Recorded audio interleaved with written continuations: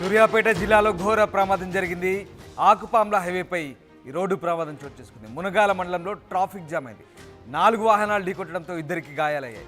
తొలుత బస్సును డీసీఎం వాహనం ఢీకొట్టింది. హైదరాబాద్ నుంచి విజయవాడ వెళ్తున్న బస్సును ఢీకొట్టింది. ఇక డీసీఎం వాహనాన్ని మరొక 2 బస్సులు ఢీకొట్టాయి.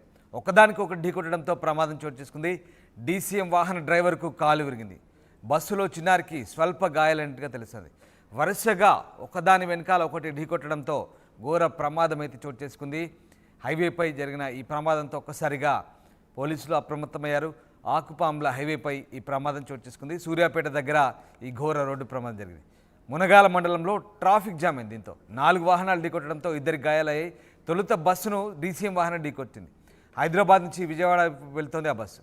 అయితే డీసీఎం వాహనాన్ని ఢీకొన్న మరొక 2 బస్సులు కూడా వరుసగా అక్కడ పూర్తిగా రోడ్డుపై పడిపోవడంతో ట్రాఫిక్ జామ్ అయిన పరిస్థితి.